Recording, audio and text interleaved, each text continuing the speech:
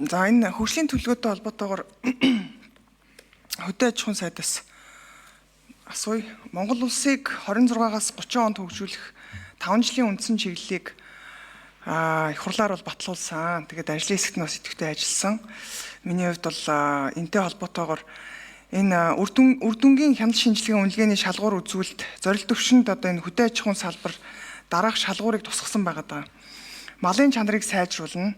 Нийт малын тоонд өндөр ашиг шимт малын эзлэх хувийг 24 онд 5.3% байгааг 27 онд 8, 30 онд 11 хүргэх, газар тариалангийн үйлдвэрлэлийн доктортой хөгжлийг хангах. За ингээд 24 онд 12.5 центнер га байсныг 27 онд 13.2, 30 онд 14 гэд. За ингээд тариалсан талбайгаас хураацсан ургац гэдэг дандаа ингээд агсан ийм одоо бүтээмжийг нэмэгдүүлсэн үзүүлэлтүүд байгаа. За гэтэл энэ Монгол улсыг хөгжүүлэх 27 оны төлөвлөгөөнд тусгасан үр дүнгийн зорилтод төвшин дээр дурдсан саяны 5 жилийн одоо энэ зорилтод төвшин шалгууруудтай ерөөсөө нийцэхгүй харагдаад байна. Жишээлх юм бол малын чанарыг сайжруулахаар 31 судалгаа хийх, нэг үнэлгээний тайлан гаргах, барилгын ажлын гүйцэтгэлийн 50% хүргэх, мөн газар тариалангийн үйлдвэрлэлийн доктортой хөгжлийг зорилгоор санхүүгийн дэмжлэг олоход хамрагдсан үйлдвэрлэгчдийн тоог 27 онд 505 хүргэнэ гэд нэг ийм л үзүүлэлтүүд оруулчихсан байнамаа. Тэгэхээр энэ хөгжлийн бодлого төлөлт түүний удирдлагын тухай хуулиараа Монгол улс энэ 5 жилийн одоо үндсэн чиглэл тусгасан зорилтод төвшин буюу энэ хүлээгдэж байгаа үр дүнтэй нийцүүлээд яг ямар төлөвлөгөө яам баталж ажиллах ёстой юм бэ? Ийм баталсан төлөвлөгөө байгаа юу? Бага бол одоо энэ төлөвлөгөө улсын хурлаас баталсан 5 жилийн одоо энэ чиглэлтэй яагаад нийцэхгүй байгаа вэ гэдэг асуултыг асууя. Мөн цаасан дээр одоо энэ баталсан бодлого амьдрал дээр угаасаа мэдээж хэрэгжих ёстой. Тэгэхээр энэ засгийн газар өөрөө улсын хурлд одоо хурал руу энэ хэрэгжихгүй байгаа бодлогын төсөл оруулж ирдэг одоо болохгүй юм уу? За эндээс асууя. Хэдэн номераар болох вэ? За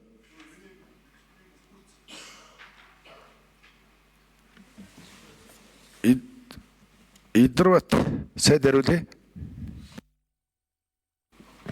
За мандахай гишүүний асуултанд хариулъя. Монгол улс Алсын хараа 2050, за засгийн газрын үйл ажиллагааны хөгжлийн төлөвлөгөө, за ингээд олон бичиг баримтуудын эрх зүйн бичиг баримтуудын хүрээнд аливаа хөгжлийн бодлого төлөвлөгддөг болсон. Үүнээс одоо хазайсан, үүнээс одоо хилийн давж гарсан, эсвэл огт хэрэгжихгүй зүйлийг төлөвлөх тийм үйл явц бол энэ эрх зүйн өөрчлөлтүүдийн хүрээнд бол бий болцсон гэж ойлгож байна. За манай хөдөө аж ахуйн салбар дээр таны яг одоо тухайлан асуусан малын чанар газар тариалангийн салбарын өсөлт дээр бид бүхэн бас онцгой анхаарч ажилланаа. Энэ одоо 2027 оны төлөвлөгөөн дээр ч тэр 5 жилийн төлөвлөгөөн дээр ч бас тусцсан байна.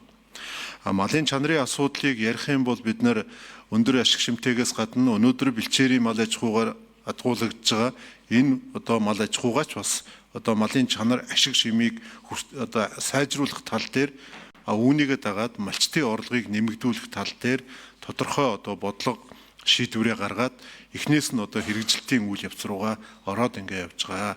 Тийм учраас бид бас 2027 оны төлөвлөгөөн дээр тодорхой үр дүн гарах учраас бас энэ асуудлуудыг бас оруулаад ингэ явж байгаа. За газар тариалангийн доктортой хөгжил гэдэг асуудлыг яриул бас их том хүрээ юм билээ. Яг өнөөдрийн ингэ байдлаараа бид нар байнга татаас өгдөг, одоо татаас нь эргээд янз янзын хар сэр даргуулдаг одоо олон зүйлүүд бас байгаа. Тэгэхээр татаасын асуудлыг ер нь цаашдаа аль хүрээ зогсох юм бэ гэдгийг бол одоо засгийн газрын тэргүүнээс авахуулаад бас энэ хөдөө аж ахуйн салбар дээр хэрэгжиж байгаа олон төслүүдээр бол тодорхой болгоо гэдэг ийм зүйл байна. Чиглэл өгсөн байна. Үүнийхээ хүрээнд бид нар газар тариалангийн энэ хөгжлийн асуудлыг энэ төрийн дэмжлэгээр явж байгаа энэ одоо хөгжлийн олон хөтөлбөрүүдийг гэнт таслах биш тодорхой хэмжээнд үргэлжлүүлээд энэ хүрээ зогсноо гэдэг төлөвлөгөө бид гаргаад тэгтээ үүний гол одоо учиг бол ер нь бид дотоодынхоо хэрэгцээг бол ер нь 100% хангадаг одоо гам болохгүй бол хангачаад байна шүү дээ. Гадагшаага экспортын чиг баримжаатай газар тариалан гэдэг энэ асуудлыг одоо хөндөж тавиад энэ 2024 онд Монгол Улсын их хурлаас баталсан ургамал хамгааллын одоо хууль түүнтэй уялдуулаад гарсан ургамал хамгааллын газартайгаа энэ экспортын чиг баримжааг хөгжүүлэх тал дээр бас нэлээдгүй акцууд гаргаж эхэлж Энэ одоо хавраас ахуулаад одоо хөрш улсуудтайгаа энэ харилцсан бүтээгдэхүүн гаргах энэ портфолийн асуудлуудыг хүртэл үзэж байгаа. Тэгэхээр газар тариалангийн хөгжлийн доктортой байдал гэдгийг бол бид зөвхөн дотоодын хэрэгцээ гэж харахгүйгээр экспортын чиг баримжаатай байж энэ доктортой хөгжинө гэж ингэж харж байгаа учраас нөгөө талдаа хөрөнгө оруулалтын чиглэлүүдийг бид нэр газар тариалангийн салбарын гол хүндрэл болсон байгаль цагуурийн энэ гинтийн гангаас одоо За мандах шин долларуудыг. За тэгэхээр одоо шинэ сайдд хийх ажил маш их байна. Хөгжлийн төлөвлөгөөг одоо нэлээд үр дүнтэй ард иргэдийн одоо амьдралыг сайжруулах үйс, малчин үрхийн амьдралыг сайжруулах үйс ийм хөгжлийн төлөвлөгөө болгож үр дүн гарах ийм төлөвлөгөөтэй одоо төлөвлөгөө мөнгө хэрэгжилттэй байгаасаа гэж одоо хүсэж байгаа. Бидээ түрүүн таныг байхгүй байхад ярьсан л та.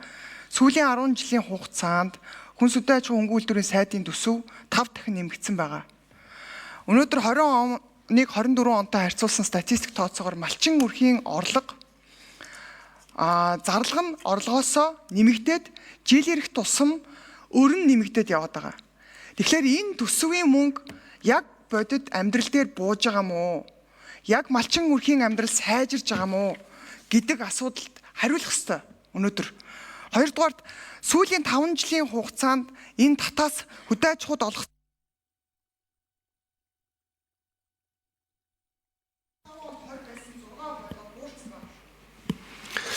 За эдгээр бацаад хариулъя.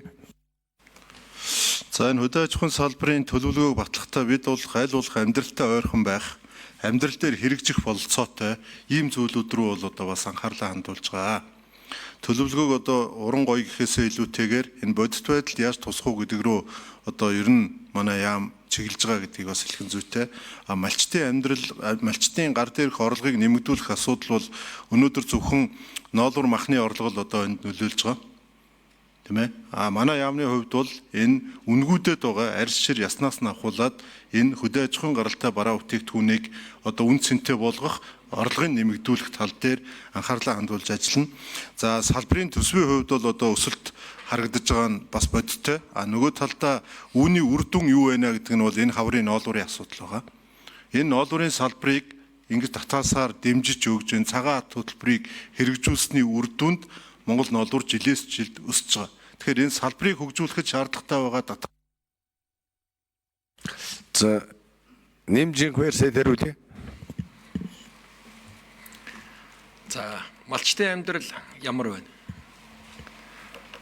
Мал аж ахуй эрхэлж байгаа малчтын амьдралд орлогын өсөлт тогтмол нэмэгдэж байгаа. Мах ноолуур зөвхөн мах ноолуурын асуудал биш. Төрийн бүхий л үйлчлэгийг малчд хүргэж байгаа. Эрүүл мэнд, боловсрол, төрийн захиргаа, үйлчилгээ, мал эмнэлэг бүгд татвар төлөгчдийн мөнгөөр тэнд очиж байгаа. Энэ бас өртөг тооцох ёстой. Хоёрдугаар малчдын нийгмийн даатгалын шимтгэлийн 50% мөн л татвар төлөгчдөөр төлж байгаа. Малын хуулийн татвараас ахуулаад ер нь таатай эдийн засгийн бэлчээрийг үнэлбэрийг ашиглахаас ахуулаад бүхий л одоо болцоогоор төр хангаж байгаа. 25 оны гүйцэтгэлээр орлого хаа нэмэгдсэн байг бол хөдөөд нэмэгдсэн.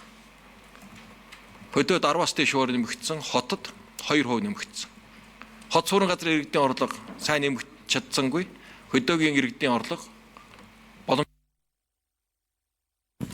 Хвэрсэд гүшиж хариулъя.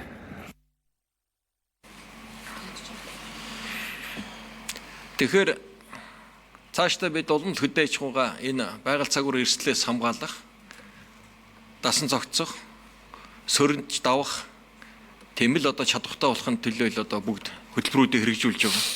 Хөдөө аж ахуйн салбар дээр нийт 34 төсөл арга хэмжээний санал ирснээс 32 төсөл арга хэмжээ, 413 тэрбум төгрөгийн төсөл арга хэмжээ, 27 оны төсөвт одоо суухаар ингэж орж ирж байна. Энэ хүрээнд одоо энэ хөдөө аж ахуйн үйлдвэр технологийн паркаас ахуулаад цагаан алт, атрийн дөрөв, хүнсний хувьсгал, энэ жижиг дунд үйлдвэр үйлчлэгээ эрхчдийг дэмжих хөнгөлтэй зээлийн их усөр, хүнсний хангамж, аюулгүй байдал гэдэг энэ бүхий л бодлогын арга хэмжээнд туссан. Энэ бодлого доктортой цааш үргэлжилнэ. Ингэ доктортой үргэлжилжээж энэ салбарын өсөлт доктортой хангагдана. Энийгээ дагаад малчид тариаланчид хөдөө аж ахуйн хөнгөн үйлдвэрийн салбарын За Мантхан гишүүнд тодруулъя. За одоо яг ингээд өсөж байгаа, ингэж байгаа гэдээ ярьж байгаа. Гэтэ нөгөө талдаа би сая дахиад л тодорхой хэлье.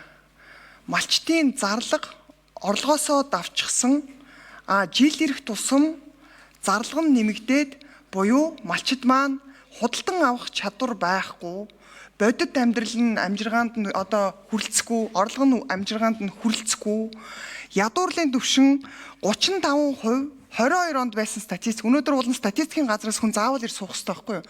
Бид нар энэ тоонуудыг баттгаж заавал асуух хэрэгтэй. Тэгэхээр дараагийн удаа бид нар хилцэхэд бол статистикийн газраас хүмүүс тоогоо баттгаж ярихгүй бол орлого нь нэмэгдээд байна, сайхан болоод байна гэд байна. Уучлаарай.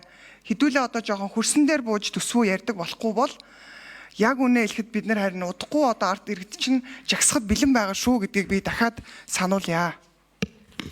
За 5 номер Ингвэрсэд хариулъя. Ойлголтын зүрөө гараад байна. Малчид банкнаас зээл авч чадчихин гэдэг чиг сайн үзүүлэлт. Энэ бол дундаж орлоготой байна л гэсэн үг. Малчид хэрэглээний зээлүүдийг хангалттай авч байна. Оюутны, сургалтын, автомашины, захилгаан барааны, за тэгээд орон сууцны зээлүүдийг авч байна. Энэ сайн үзүүлэлт шүү дээ. Эдийн засгийн өндөр хөгжилтэй орнууд энэ зээл авах чадвартай иргэд нэмэгдэхэд энэ эдийн засгийн сайн үзүүлэлт болдог. Зээлийн хэмжээ нэмэгдэж гэж тэр хэмжээгээр материалыг ахуй амьдралын чанарын өөрчлөлтүүд, дэвшлүүд гарч ийн гэсэн үг шүү дээ. Энэ муу зүйл ердөө биш. Хамгийн гол нь тэр зээлийн иргэн төлж яах нүгээр харахад чанаргүй зээлийн үзүүлэлтээр хөдөө хамгийн бага 5% сэтэрэхгүй байна. Тэгэхээр зогстой байна гэсэн үг. Энэ ердөө муу зүйл биш ээ. Малчид маань одоо ноос, ноолоор мал аж ахуйн гаралт түүхийдийн бүтээгдэхүүнээр амьдралаа авч яваад, өөртөө хөрөнгө оруулаад, машин тэрэг амьдрах орчноо сайжруулад хүүхдээ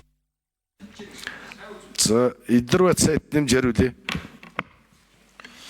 Тийм, малчны орлогын асуудал дээр бас Мантхан гишүүний хэлж байгаа үнэн л дээ.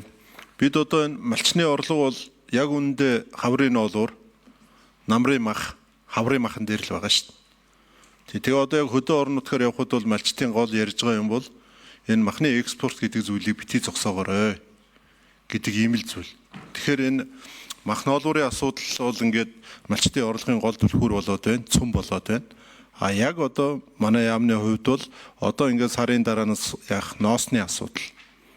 Энэ 10 жил хаягдж байгаа арь ширний асуудал. Тэгэд энэ малын түүхийн эдийн маань үнэтэй болгоод өгчүүл төрөөс өөр гуйгаад байх юм байхгүй гэж одоо малчид ярьдаг. Тийм учраас манай яамны хувьд бол яг л амьдрал дээр байгаа тэр харганы үзүүрт төлөгдчихэд байгаа ноосыг хаягдаад байгаа тэр арьс ширийг энэ эдийн засгийн эргэлтэнд оруулж малчтын орлогыг бодиттой нэмэгдүүлэхийн төлөө л энэ За Ганхуд гишүүн асуулт асууя.